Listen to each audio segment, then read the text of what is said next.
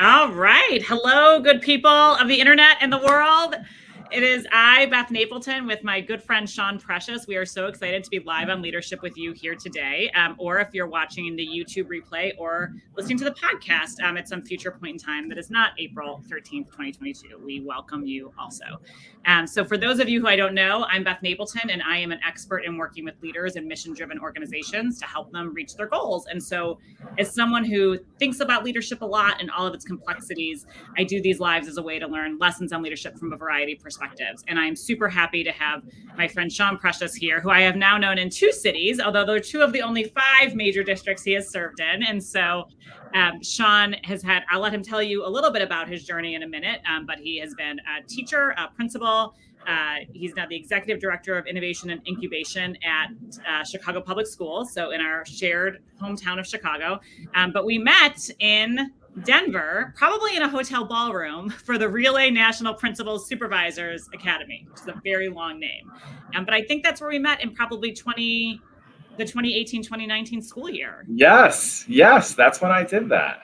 Yes, so that was all the different professional development. I'm such a leadership junkie. So all the different leadership development programs that I've done have all now sort of swirled together. Yes. And I can never remember the exact year that I've done anything. Yes. No, I am positive it was 2018 for personal reasons. I am positive that was the summer of 2018.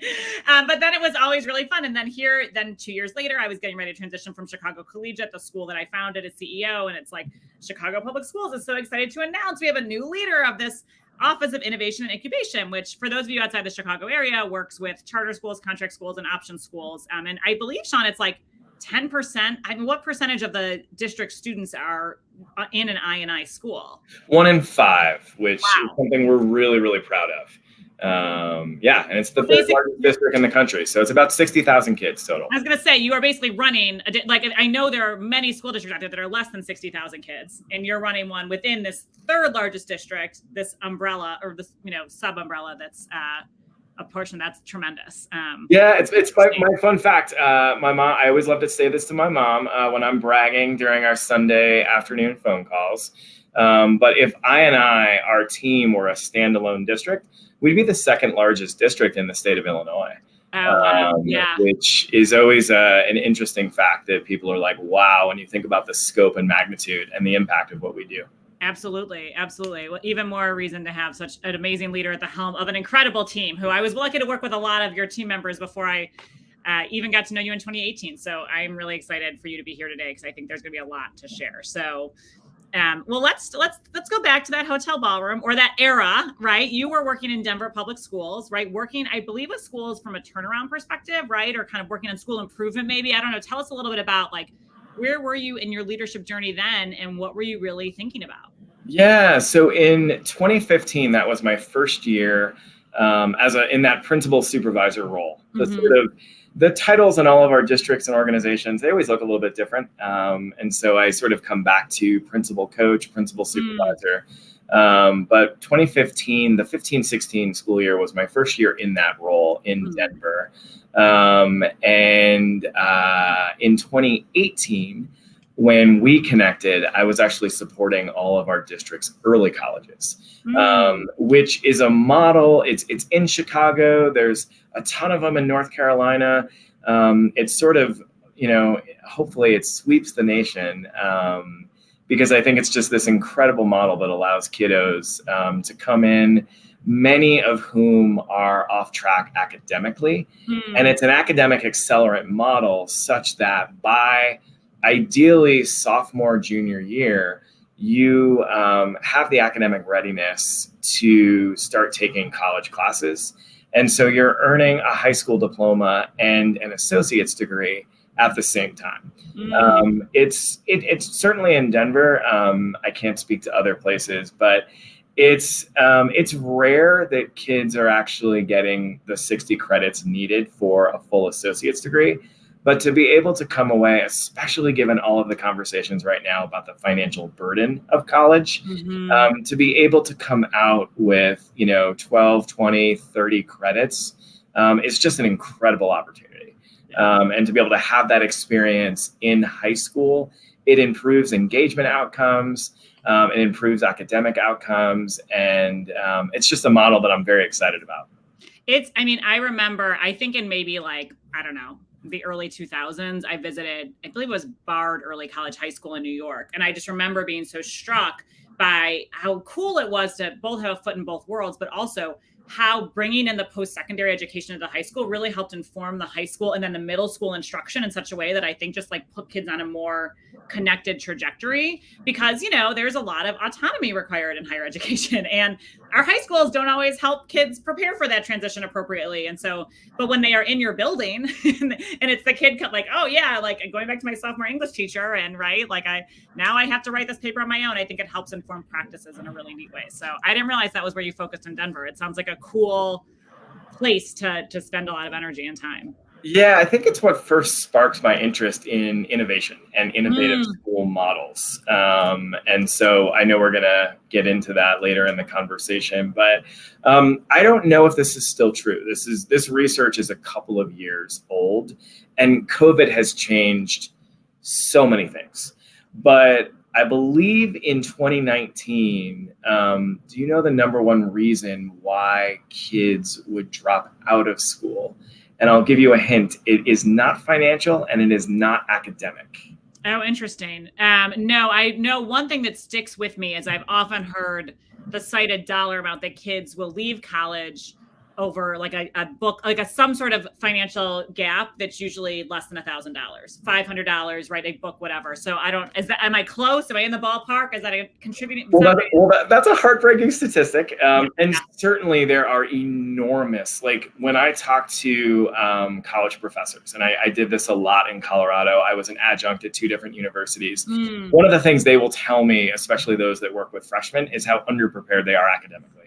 So certainly that narrative is out there from sort of a from staff in colleges, like that narrative is there. Certainly nationally, we know the narrative about the cost of college and the financial burden. So those things are real.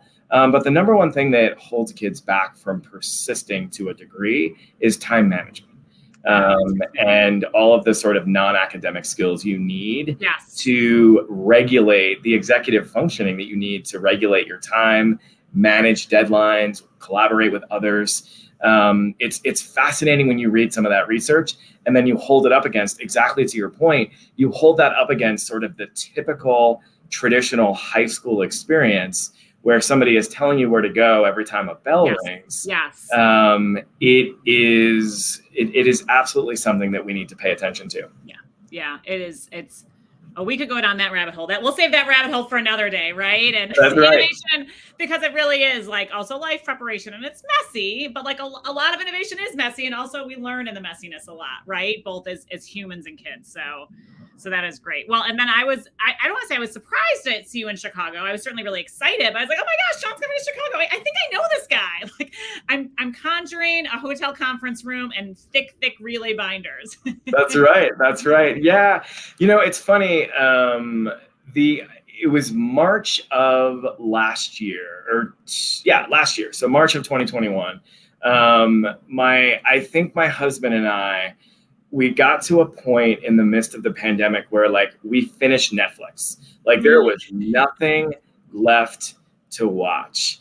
And I remember this, it was, it may have been more like February, but my husband turned to me and was like, we got to do something different with our lives, like we got to shake things up a little bit. And he reminded me that like, he grew up in Colorado, went to high school and college, had never really lived as an adult outside of the state of Colorado. And about a week later, I got a call from a recruiter about this opportunity. I wasn't looking, like so many of us out there, like I am like never really looking. I was actually really happy in Denver. I love the work. But as I learned more about the team in Chicago and the work in Chicago, I got incredibly excited as I went through the process. And so here I am in the Chicago Public Schools. It's great especially for the 60,000 kids, many of whom are, including my former students, I still think it was my current students down in Roseland. And so I think it's an interesting city. And you've worked in, Chicago, I think I'm missing one, Chicago, LA, DC. And Atlanta. Atlanta. Yeah. Okay, that was the one I was like, I know 5 districts, but wow. And in a variety of roles, from a variety of perspectives, like, tell us all, like, what strikes you from that amazing, cross section of experiences? What is similar and what's different? Yeah. I think couple of things. First and foremost, I think it would be very easy for me to say, when I think back to when I first started teaching in the Los Angeles Unified School District in 2002. So I graduated, I actually grew up and went to high school outside Chicago. So one of the motivations for coming to some extent home was to reconnect with a lot of family and friends that are still in the area. But when I graduated from University of Illinois in 2002, and I did Teach for America in Los Angeles, it would be very easy for me to say in 2022, exactly 20 years later, that nothing has changed. That if I were to go back to my school, the same types of challenges, kids coming in 6th grade, 2-3 years behind, all of the social emotional challenges, systemic racism that is clearly manifesting in marginalizing so many of our kids. Like, it would be very easy for me to say, yep, all of those things still exist. And all we have to do is, log on to Twitter, pick up a newspaper. I don't think anyone picks up a newspaper anymore, but you know what I mean. And I actively try to guard against that from a qualitative perspective and a quantitative perspective. So I think the first thing about having worked in all of these different large urban districts that is similar is the progress that we have made. And one of the things that I spend a lot of time in the post-secondary space, and just believe deeply in what high schools in this country are doing to prepare kids for any opportunity that they are excited about, and really realizing their full potential. And so I think from a secondary perspective, Chicago, for example, has made incredible gains in their graduation rate. So has Denver. So has Washington, D.C., where I was a principal. And at the end of the day, like, isn't it the charge of any district anywhere to make sure that kids are graduating on time and ready for life? Right. And so I look to that metric as a sign of hope. I also think the academic bar has only increased for kids. Yes. So what you had to do 20 years ago to graduate high school is not what you have to do today in most places. And so that's that notion of progress is something that I think ties together all of the places that I've been.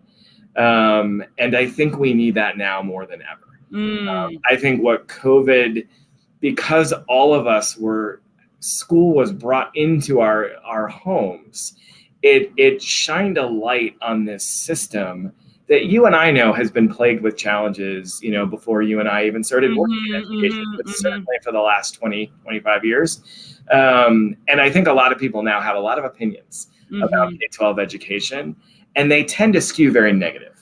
And so I just keep coming back to, like, there is hope. There is demonstrable progress that we have made across the country. And I think there is so much more that we can do. And it's in these next 20 years that we've got to think very differently about innovation, and really re-examining what does it mean to be a school in the 21st century, and what are we actually preparing our kids to know and be able to do when they graduate. In terms of differences, they're all wildly different in terms of culture. And I think local context really matters. So some of the districts that I've been a part of, very, very, very, very strong unions.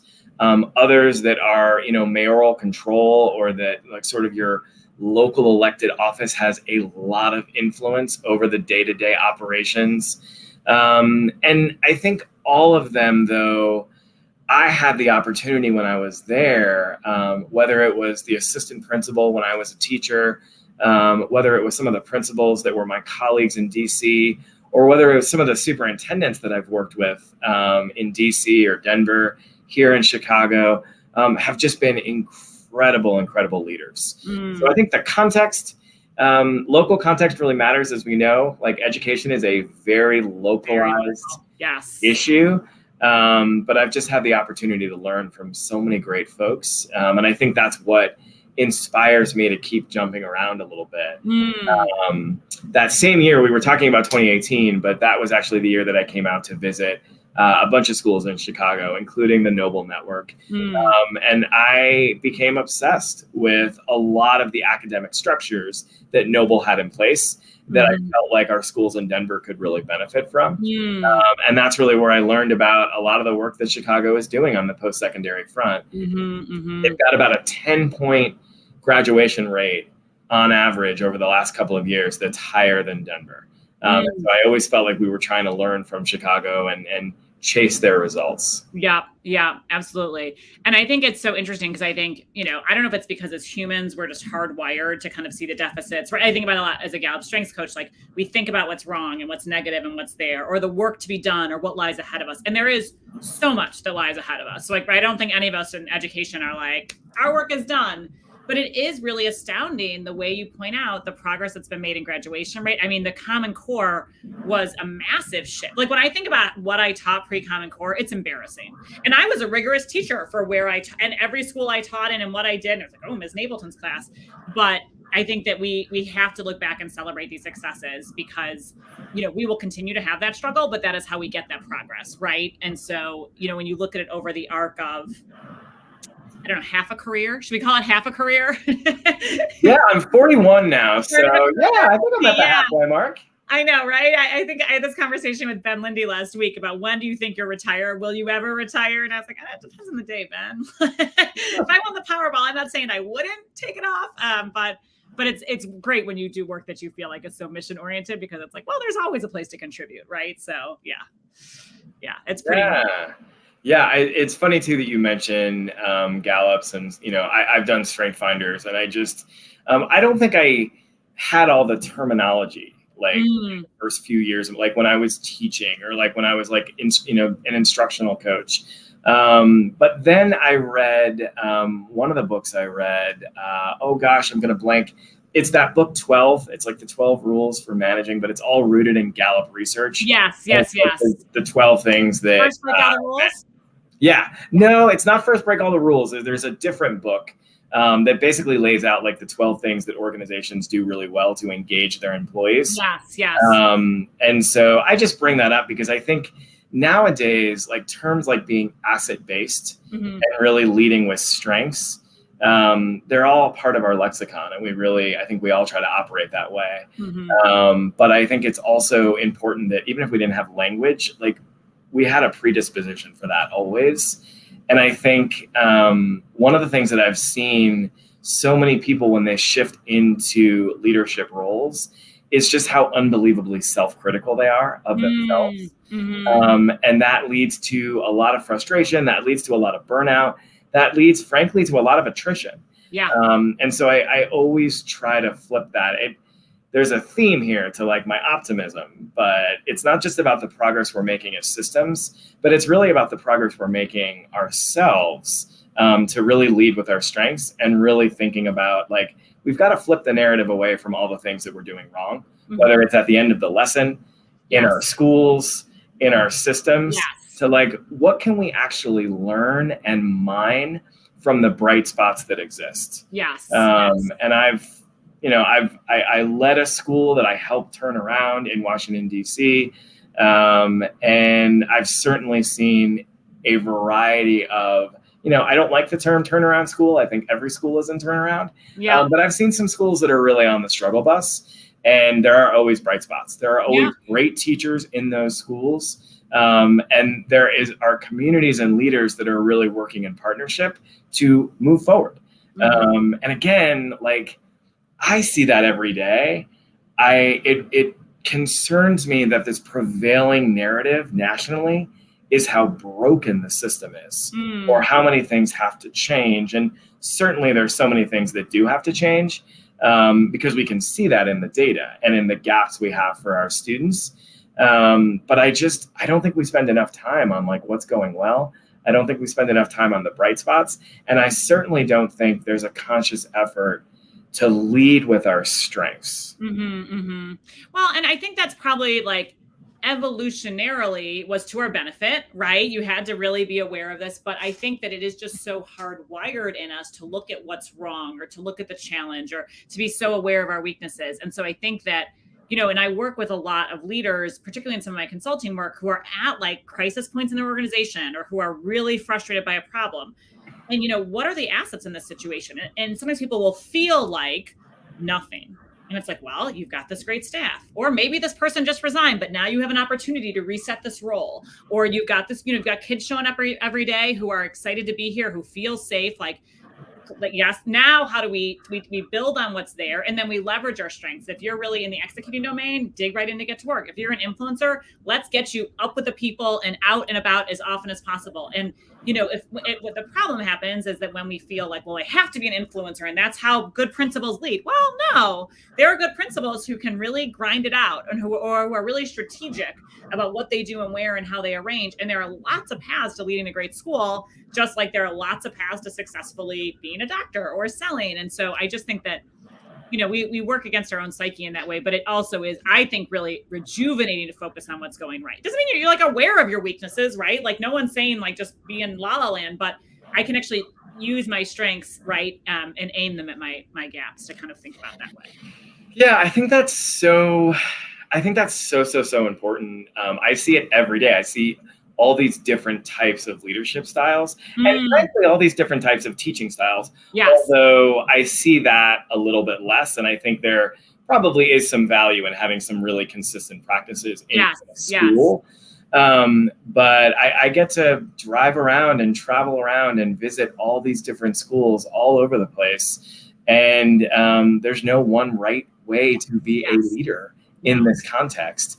And again, I think the more people can lean into their strengths, and to your point, your style, right? Like, how do you sort of adapt your style to the situation and figure out what can you progress? And that's, again, most of us have teams, right? Where you can actually sync up with somebody and say, okay, I'm good at X, I'm going to focus there. You're good at Y, you focus there.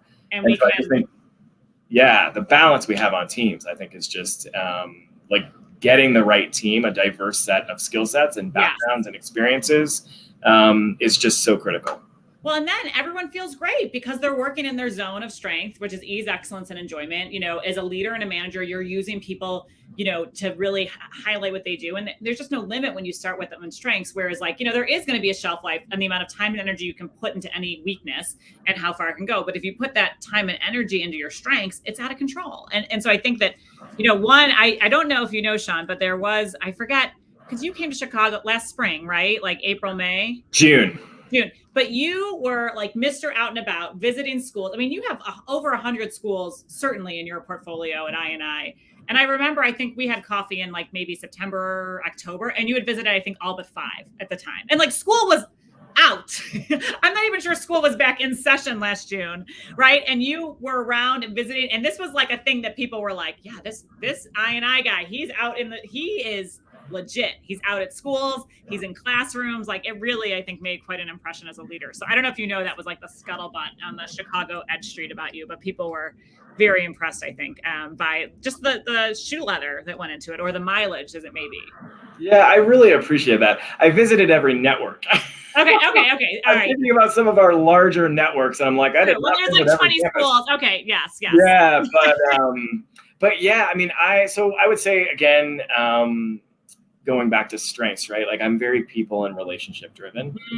And so for me, being proximate to schools and getting to know, the great teams, like the team at Chicago Collegiate, right? Like getting to know the whole team, I think is actually really important to me. And then like so many of us, like I just feel a lot of joy being in schools. I have no problem saying publicly, I would much rather spend my time inside the walls of a schoolhouse than inside the walls of a central office. Yes. And I think that's where the real work is happening. I am the advocacy that I am trying to do on behalf of schools in Chicago, or really on behalf of schools anywhere, is only as good as the data that I'm collecting. And it can't just be spreadsheets I download from different information systems. It has to be what I'm seeing with my own eyes. Yeah. Well, and I think a lot about the work we did at Relay with Paul Bambrink-Satoyo. And you just I just remember talking about getting, the further you are away from working with students every day, the more important it is to get proximate to the work, right? And the student work and the, classroom observations and the monitoring. And that really struck me because it was a paradigm shift in some ways to, I think, what we think of, right? Like, I should be in all these spreadsheets. And it's like, don't ignore the spreadsheets, right? Like, you need to have the breadth, but also you need to go deep. Like, what are kids writing about? What's showing up there? How are these pieces? How are they responding? What's really happening? So I think and it's fun. So there's the bonus. Yeah. I mean, one of my favorite things to do is to find the fast food place that's closest to that school. And that becomes that's where I go for lunch on Tuesdays. That's where I get my breakfast on Thursdays. I am not a model for healthy eating when it comes to doing this work. But yeah, getting out and about too. It's joyful to be with our kids, to be with our teachers. But also, I would also say part of it too is you can hear differently from leaders when you are in their house, as opposed to an email or a phone call. I think it's similar with families, although my interaction with families is more email and phone. But I think about some of the conversations I've had at different, family forums, in the evenings and things. And it's just, there is something you hear the feedback a little bit differently when it's in person. And I think coming out of the pandemic, right, whatever you're sort of calling it right now, if you think we're still in a pandemic, then that's your belief. If we're in an endemic, if we've come out of this, everyone's sort of in different places and everyone's experienced the last 2 years very, very differently. But I think it became normalized to be more focused on operations. I think we have set ourselves back significantly from building the capacity of our school leaders to be instructionally and academically focused. And I would connect to that. To me, social emotional learning is the learning. So you cannot bifurcate academic instruction and social emotional learning. They're all inextricably linked. Right. And I am eager as we start to prepare for next year. And I'm eager to get back into that conversation. I just need to cut for 1 second. Sure, no problem. So this is a perfect place. I mean, I think I'll respond to Sean while he's not here and we'll see where it is. But I think that part of what I think about with that comment in social emotional learning, academic learning, is I do think for a long time, I know at least I as a leader would think, okay, these are separate, right? And they're connected, they're woven together, they're braided together. And that's how it works. But how do I think about English and how do I think about, right, a kid's emotional regulation development are two different topics. And I think that probably in 2016, we started doing a lot of work at my school around trauma-informed instruction, which helped me understand a little bit more about what we meant by that, the impact of trauma. You really inspired me to go on my own little thing here about social emotional learning, how these things can't be separated, because it's true. I think I used to think about it here's my content and what are these content areas? We do this social emotional learning. It's this is the game, my friends. If kids are not regulated and feeling safe and ready to learn, it does not matter how great your math lesson is, because they are not going to be able to take it in. And I think we've seen that, I think that was true before. I was saying Chicago Collegiate did a big trauma-informed, I don't know if push or change initiative in 2016. And it actually set us up super well for the pandemic, because I felt our team had really like immersed ourselves in what it meant. And then of course the pandemic like heightened everyone's right dysregulation, sense of trauma and displacement. Right. And so it's a whole thing. So. And a great math lesson can make kids feel really safe, really engaged, really valued. Yes. And so I keep coming back to that word and like, just keep saying like, all of this work is inextricably linked. And what I think is problematic is a lot of our districts are organized with all these different departments. So you might have, and even in some cases, like our schools too, right? Yes. You might have a department that's more culture focused, a department that's more focused on curriculum and assessment, and a department that's more focused on equity initiatives or operations. And the less we are coherent as a system, whether we are a system of 1 or 2 schools or the 3rd largest system in the country like Chicago, I think the more siloed we are, it actually teaches our leaders that these things are separate. And the reality is like, I part of what I love about the work I do is the coherence and is the inextricable link across all of these pieces. And I love to try to help people understand how the dots connect. In Denver, we call this being a sense maker. And it's just one of the things that I really enjoy doing about the work. Oh, that's so interesting. And I love that term, sense maker. Well, let's talk a little bit about innovation, kind of more specifically. And I feel like this is one of those words that has tons of different buzzwords, right? And everyone's talking about it, and funders love it, and districts love it, and schools love it, and parents ask about it. But I think it means different things to different people.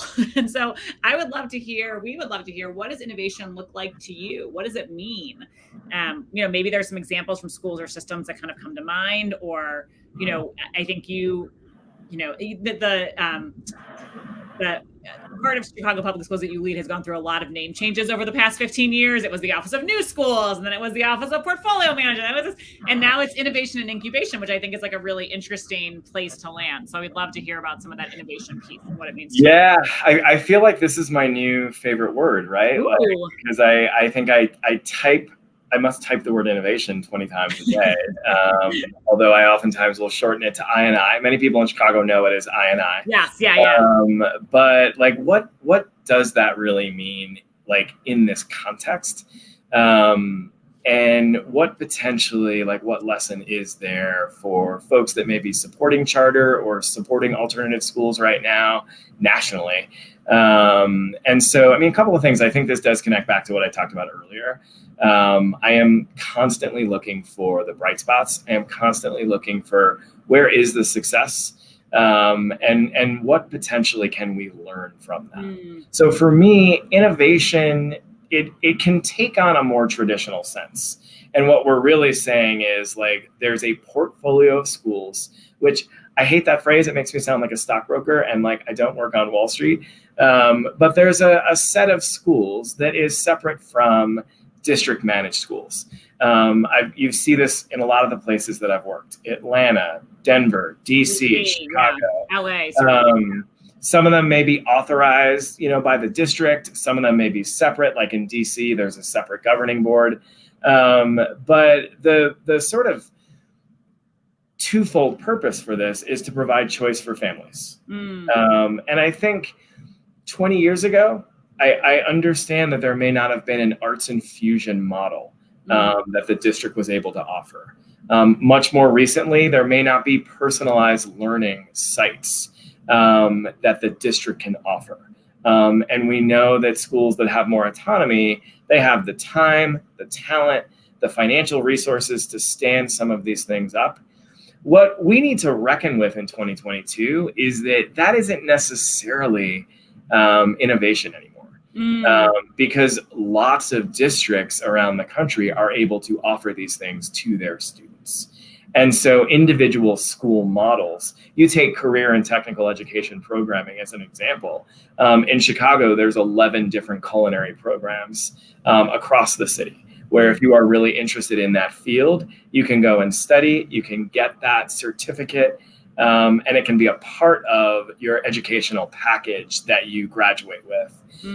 Some of those are charter spaces, some of those are district spaces.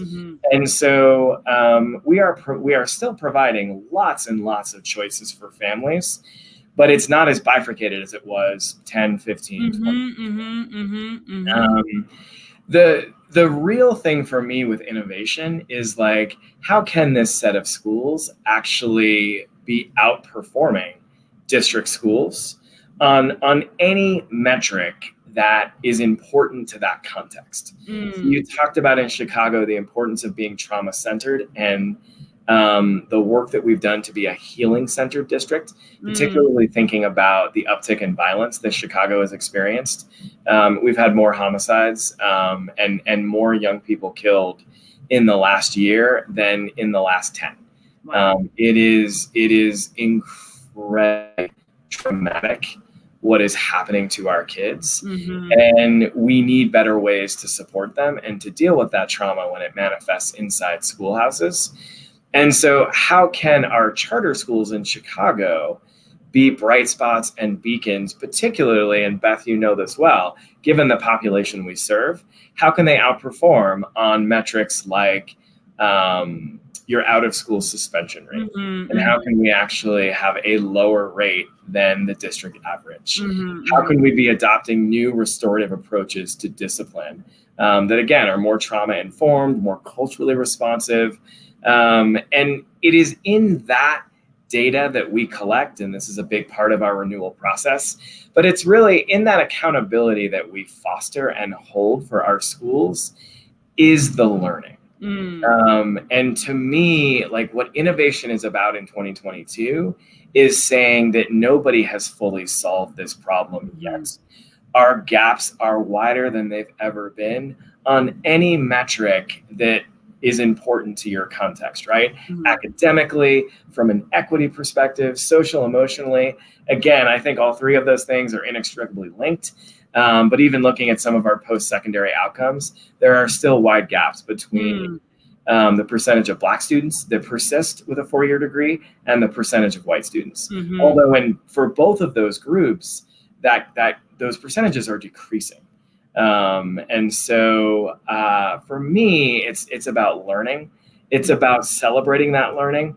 Because to your point earlier, like, people find joy when they are successful. And part of what we need to start doing is lifting up and celebrating those successes, but also studying them so that they can be replicated across a system, and frankly, across the country. And so for me, that's innovation is part and parcel or synonymous with learning management and how we really codify those bright spots, and create the systems that are actually based on our brightest pockets of success in any system.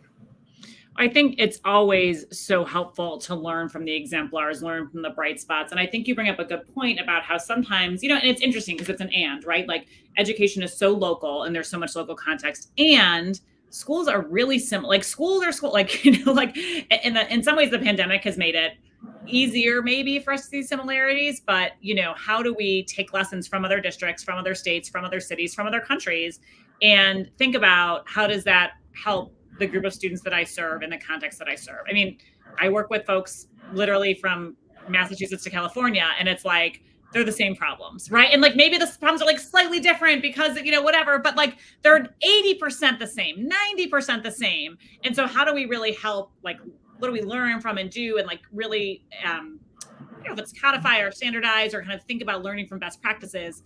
And then it's like, okay, now where am I locally thinking about this, right? But I do think that there's a lot to be found in just like finding models, finding peers, finding people to learn from. I mean, that's such a part of, education, period. Yeah, it's funny. You asked earlier about like similarities over the last 20 years. And for me, I think the number one thing that unifies all of us in this work, whether you work in a district school, whether you work in a charter school, whether you're in a rural community, an urban community, whether you're in the central office, like, the one thing that I think just unifies us is we are an incredibly insular profession. And oftentimes, we talk about teachers being knowledge workers or a part of the knowledge profession. We need to elevate the profession so that it's, sort of viewed and seen more as, lawyers and doctors. And I think that is totally true. But I also think of us as like, we're a performance-based profession as well. Like, teaching and being a principal and leadership, like, you are on stage performing more than you are off stage. Yes. And I think the trick about that metaphor is like, hopefully that performance is grounded in who you are authentically as a right. It's not fake it till you make it. A little bit of fake it till you make it, maybe. We've all been there, but yeah. Sure. But I think there is actually a ton that we can learn from different performance-based industries. So I laugh a little bit is that whenever I try to make any sort of athletics metaphor. People that know me, like, they roll their eyes because I don't know anything about most like professional sports. But I do think this concept of like studying your game tape, like on a Monday after the game, like I'm using football, right? I know now there's like football games on like Thursdays and Saturdays, but like the concept of like looking back on your performance and learning from it. But more than that, actually studying the performance of the team that you're going to be playing the next week. Like, the point of all this is like, we are incredibly insular as a profession. I can't tell you how many peer-to-peer programs, whether it's peer-to-peer inside a school, across a cohort or network of schools, or even, again, here in Chicago, charter to district, how difficult it has been to get people to leave their house, whatever their house may be, their classroom, their school, their geographic zone, and learn from a different type of school, or even a similar type of school down the street, down the block, on the other side of the city. It's funny, coming into this conversation, I was like, well, what's the one takeaway I would want your listeners to take from this? And I really do think it's about, especially coming out of COVID, where we've been so isolated, find the folks that can support you in this work and like learn from them, lean on them, and laugh with them. Yep. Share. Yeah.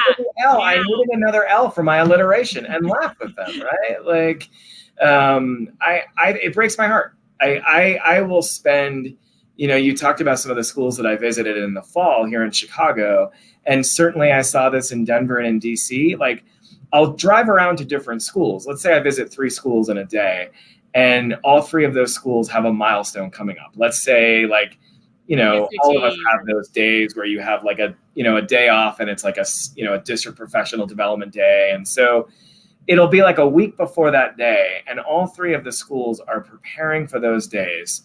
It's all the same topics. Yeah. It's all the same strategies.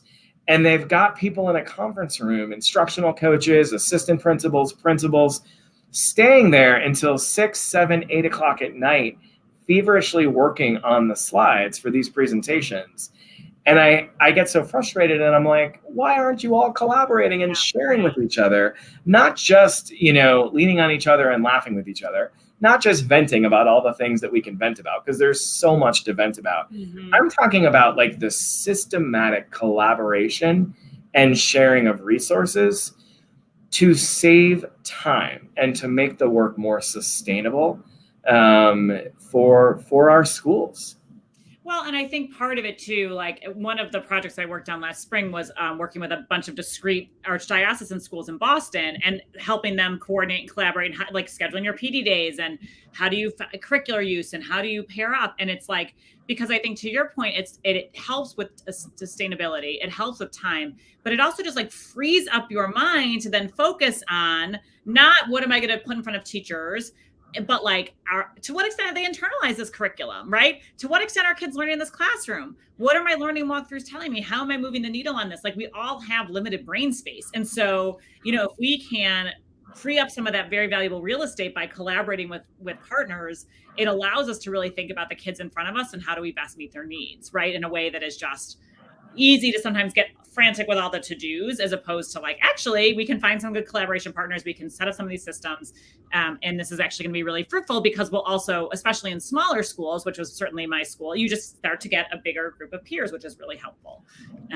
And that, to your point, like, I think that collaboration can push for a higher quality product, or just better thinking about the work.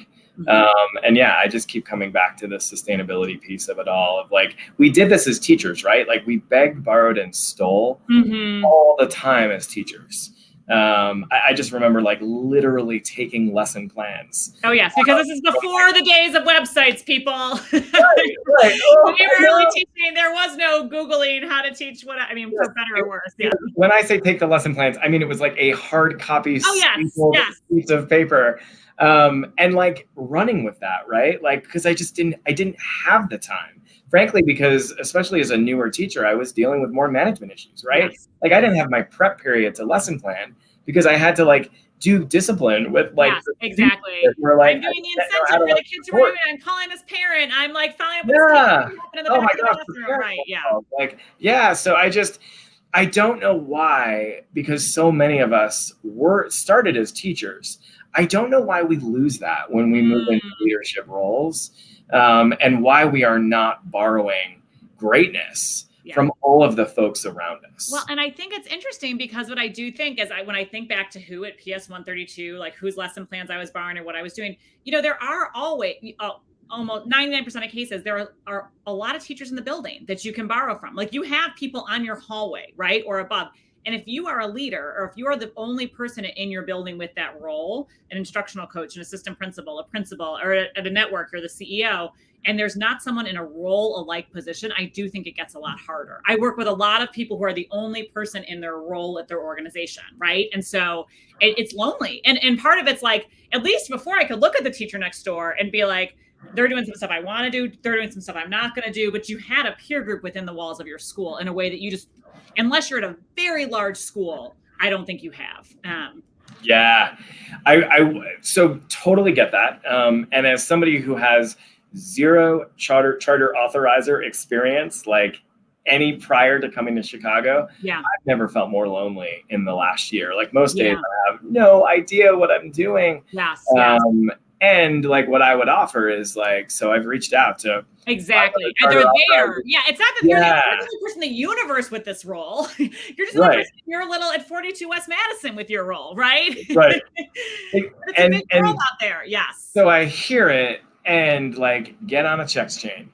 Yes. Get into a Zoom group. Like if anything, what we've learned, like one of the benefits of the last 2 years is the ease with which we can collaborate with people around the world. And so I hope we don't lose that as we go back to being more in person. I know people are hungry for those interactions, but there's real efficiency in being able to get a hold of, 4 other people in a role similar to yours for, 30 minutes at the end of a school day and just saying like, what are you grappling with right now? Like what's working for you? Like what resources can we collaborate on and share? Absolutely. Absolutely. No, this is so rich. All right. So let's go to lightning round. And I usually ask 2 separate questions, but I think you've got an answer that kind of encompasses these 2. So I was going to ask you, what are some books or resources that mean a lot to you professionally that you'd recommend? Yeah, I love this question. I'm definitely a fanboy, so I've watched other podcasts you've done. So like I knew this was coming. So those that have worked with me, I haven't yet brought a lot of it to my team in Chicago, but I want to talk about 3 different books that are all by the same author and why they've been so beneficial to me the last few years, personally and professionally. But on my leadership journey, I want to introduce folks to Cy Wakeman. So she is a former therapist and also worked in the healthcare industry. She's written a number of books, but the first book that became prominent for her was a book called Reality-Based Leadership. And I'll talk a little bit about reality-based leadership. But the second book she wrote, and this is actually the first one of her books that I read, is a book called No Ego. And it really talks about, it's not necessarily what you think. I think a lot of people think of egotistical as sort of synonymous with arrogant or thinking your opinions are sort of better than someone else's. And what I've learned about like ego-based thinking is it's just the voice inside your head oftentimes that is riddled with bias. And so I think about the equity work that a lot of us are doing around implicit bias. Like the beliefs you have about your students is your ego. That's part of your ego. And then, of course, as we're like managing, coaching, supporting, and leading other adults, you have all sorts of thoughts about why this person didn't meet that deadline and why this thing didn't happen and why that person didn't show up for that assignment. And this really pushes you to quote back your conversation with Kunjan a few months ago, point with the thumb, right? And really challenges you to look inward as to well, how are you showing up that's leading to that interaction? Mm. And so No Ego, I just encourage everyone to like Google it. There's a website, there's a podcast, there's a number of books out there. And the author has a whole series of YouTube clips. So most people spend more time than they like in front of a screen these days, but they don't have that much time. So if you're looking for like a 5 to 10 minute clip on different chunks of leadership, I highly encourage people to check out Cy Wakeman, No Ego. It's just a great, great book that's really changed my life in a lot of ways. That's awesome. And I did not know that the author was a therapist. And that makes me love it even more, because I feel like the longer I live, the more I'm like, that lens does so much for all of our work, just like human to human and how we connect, right? Yeah. There's definitely understanding all the forces and dynamics at play. So yes. Yeah. So for those folks out there that have done any work with cognitive coaching or even Relay, like there's a lot of questions we ask as coaches and leaders.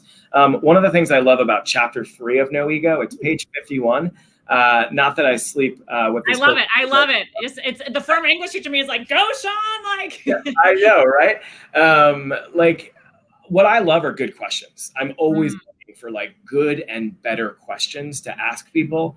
Chapter 3, page 51 of this book has 3 or 4 pages of like some really, really, really powerful questions that you can start asking the people you work with or the people that you live with, like tomorrow. And one of the best questions that I love is like, what does great look like? And so you can adapt that, right? Like we know this greatness in our profession is usually models or exemplars. And so oftentimes when I'm starting with somebody where we have a problem we need to work through, it's about really defining that solution or what does greatness look like? What's that vision for excellence?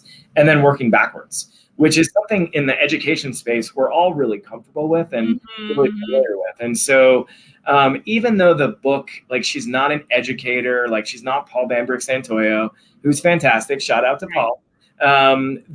When I've given this book to principals that I've worked with or other leaders that I've worked with, there's a lot that's really resonated with them. I mean, I feel like that I'm ready to have that book right here with the good questions, right? I mean, that's really, I do a lot of question asking. So how do you have more in that toolbox? So then I'll group these questions too. So tell me about mentors. And I would love to hear about like your personal mentors. And then what I think of as mentors from afar, right? So people you might not technically know, but who've shaped your understanding of leadership. Yeah. That's such a great question. So my husband is a huge science fiction fan. And so one of the things that I've loved about what he's exposed me to, we both love movies, but he loves horror movies and he loves science fiction movies. And so I had seen the Star Wars movies like prior to meeting him, but you had not like seen the Star Wars movies. Now I am like into those. Like I know like deep theory, like all the different planets. I don't actually know these things. I just pretend to know these things. You know enough to be dangerous. I got you. Yeah. Yeah, but like his enthusiasm has definitely ramped up my enthusiasm. And so a couple of years ago, I read an article about how everyone should have a Jedi Council, which at the time it's like a metaphor that deeply resonated with me. And so I think I think oftentimes we think of mentors as like somebody that does the exact same job as me and has just done it longer or like has more experience than I do. And I think there's a place for that, right? Like the charter authorizer in DC, I believe she's in her 8th or 9th year. Shout out to Rashida. She's been incredible to me, right? Like she's just had more time in a charter authorizing role and I've learned so much from her. But I also think that mentorship can look very different than just that sort of dynamic. So I oftentimes think of mentors as the people that I work directly with. And so I'm intentionally trying to avoid the word supervise, but I have learned so much from the I&I team. They have graciously brought me on to be their leader. And yet most of the folks on the team, it's about 20 or so folks. And most of them have been doing the work of supporting charter, contract, and option schools in Chicago for half a decade or more. And I think of a lot of them as mentors, right? Yes. And that really, for me, mentorship, it all comes back to like what I think about innovation. Like mentorship is about learning. And by learning from others, you innovate your practice. Mm-hmm, And I just think we need to look around and see all the greatness that is happening around us, study that and learn from it. There is a little bit, even though I'm a bit loquacious in this conversation, like there is a thread, right? Of like, how do you find people and how do you honor and celebrate the excellence that you can learn from them? And so that's, just, and so in terms of like concrete mentors, I think first and foremost about the people that I work with every day, and really shifting my definition and shifting the paradigm of what a mentor is. I also, in meetings that I'm in, I will sort of be more of a listener and really try to understand who are the thought leaders, who are the people that every time they speak, everyone else in the room is nodding, particularly the superintendent. And then I will reach out to those folks. In Chicago, it's Jadine Chow. Jadine is a goddess. Right? So it took me all of 2 weeks to figure out that Jadine is one of the most respected leaders in the city of Chicago. Right? That's hands down, yes. A week after that, I sent her an email and just said, hey, would you be willing to mentor me? Like, I'm so new to this system. So I get to chat with her now for 30 to 60 minutes once a month. And I just, I text or talk with Jadine on a near daily basis. So it's so great to be able to hold space with her to just get some guidance, some coaching on how to lead in the organization that I'm currently in. And I think that's something that's transferable for anybody out there that's listening. Yes. Is like, just reach out to someone in your organization. I have very little to do with safety and security, right? That's not actually embedded in the core functions of my role, but there's so much that I can learn from Jadine about being a better leader. And that's really what this is about. There's also so much that I can learn from my team. And then I already talked a little bit earlier about like, if you are lonely, and so this work is so lonely and so isolating, don't limit yourself to your school or your city. Find the people, like if you're in a Montessori school, right? And there's no other Montessori schools in your city or in your state. Well, then find the Montessori school, find Lincoln Elementary School. Talk to Emily Clark, who's the principal of Lincoln Elementary School in Denver, Colorado. She's an incredible leader and she knows the Montessori model so well, right? And so like, again, like expand how you think about mentorship would be my advice, less about like who your mentors are, who my mentors are. Yes. Yeah, no, that's really thoughtful. That is really helpful. And I think that you hear a lot of stories about that. Hey, I reached out and asked them, and like it turns into this beautiful learning opportunity that's just really wonderful. So yeah, that is, and Jadine is just the best and knows how to lead effectively in the city of Chicago, which is no small. There's a lot, she could write a book. I tell her to every time we talk. Yes. I'm like, you need to. And one of the things I've got them here. This is my notebook that I carry with me. Right? But one of the things I'll do when I'm talking with her is, and she knows this, right? Like she will actually help me with language. And I think so much of coaching and leading others is like, we just need help with the language. Like what's the question to ask, or how should you frame this in a way that's collaborative, empathetic, responsive culturally. And she's so helpful. She will give me exact phrasing and I will just write it down in my notebook. And I refer to it often. So yeah. All right. So last question, what is something that you are loving in your life right now? I would say two things. I would say first, just a huge shout out to my team. I've tried to give a couple of shout outs to I&I, but we come together on, I'm going to have to invite you to one of our team meetings, Beth. That'd be so fun. We come together on Tuesdays from 9:30 to 11. And we do something at the end of every meeting, and again, you've heard this, right? I've led in a lot of places, but I've never seen a practice like this. It's called Hoots and Salutes. And so the last 10 minutes of every meeting, so this is typically from 10:50 to 11 every Tuesday for the last year, I've been a part of this incredibly celebratory practice that we laugh and we also lift up and celebrate the achievements of others and how we've supported and collaborated with each other. And I love doing it at the end of the meeting because I feel like I can imagine the content of a lot of your meetings can be like wrestling with some harder things or very politically charged. And so I I just feel like it ends on a great note, right? And so like you can get in there. I mean, it's good at the beginning of a meeting too. I don't mean that. There's always room for celebration and lifting people up, but I think that's a really neat tradition. Yeah. And one of the fun things about COVID is like we're still virtual in this space, right? Mm-hmm. And so it allows people virtually on a Jamboard to just put comments out there. And so from an, equity of access perspective, we probably get more participation in that type of a forum with really celebrating each other than if we were all together and it was just, the same three people always giving shout outs. Like, so I love being with my team. I think I&I is a very special group of folks that really are leading financially, operationally, academically for 60,000 kids. And it's just an incredible group of folks. The other thing that I'm really getting a lot of joy from is time with my husband in the evenings. We are just loving the city of Chicago. Very excited for the warmer weather. I was going to say, you're heading to a really good season for that. Because if you can feel that way at the beginning of April, like the summer is going to be your oyster, right? Yeah. I mean, it's funny. I know we finished Netflix, but then we found Hulu and we found Amazon. Like there was a lot to watch this winter. And so just time with my husband. He's just, for those that are lucky enough to find a loving partner that is outside the profession of education. I just cannot say enough about how much of a rock that he's been for me. And again, I think those lifelines and support networks are so vital to keeping us sustained in the work. And so I'm enjoying being with him. That's great. Oh, that's great. Well, and we're working on Hulu at our house too. So I hear you. I don't know if we'll finish, but that is awesome. And we are hopefully on the cusp of a wonderful spring and summer here in Chicago after another harsh winter. So that is terrific. Well,